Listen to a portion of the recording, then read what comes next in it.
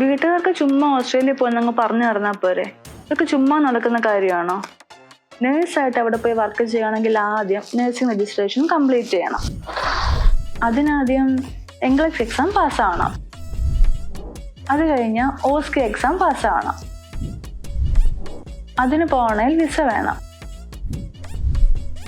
ഇതിൻ്റെ ഒക്കെ കൂടെ ലാംഗ്വേജ് എക്സാമും ക്ലിയർ ചെയ്യണം.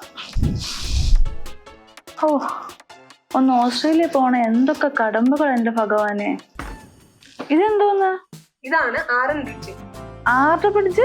ആരുടെയും ബ്രിഡ്ജ് അല്ല, രജിസ്റ്റേർഡ് നേഴ്സ് ബ്രിഡ്ജിംഗ് പ്രോഗ്രാം. മനുഷ്യന് മനസ്സിലാവുന്ന പോലെ എന്തെങ്കിലും പറ. അതായത് ഓസ്ട്രേലിയയിലേക്ക് നേഴ്സിംഗ് രജിസ്ട്രേഷൻ നോക്കുന്ന എല്ലാ നേഴ്സസിനും ആവശ്യമായിട്ടുള്ള സർവീസസ് ഒരൊറ്റ പാക്കേജിൽ കിട്ടുന്നതാണ് RN ബ്രിഡ്ജിംഗ് പ്രോഗ്രാം. നീ ഇപ്പൊ പറഞ്ഞ എല്ലാ കാര്യങ്ങളും ഈ പാക്കേജിൽ ഇൻക്ലൂഡഡ് ആണ്. അതായത് ലാംഗ്വേജ് എക്സാം ട്രെയിനിങ് മുതൽ വിസ പ്രോസസ്സിംഗ് വരെ. അത് പോരെങ്കിൽ സ്റ്റുഡന്റ് വിസയിൽ പോയിട്ട് പാർട്ട് ടൈം ജോലി ചെയ്തുകൊണ്ട് ഈ പ്രോസസ്സ് കംപ്ലീറ്റ് ചെയ്യാം. എന്താ, അതുപോരെ? അത് മതി. അപ്പൊ ശരി. അല്ല, നീ പോവാണോ? ബാക്കി ഡീറ്റെയിൽസ് കൂടെ പറഞ്ഞിട്ട് പോ. മുഴുവൻ ഡീറ്റെയിൽസും പറഞ്ഞാൽ ത്രില്ല് അങ്ങ് പോകത്തില്ലേ? കൂടുതൽ ഡീറ്റെയിൽസ് അറിയണമെങ്കിൽ MWT വിളിച്ചാൽ.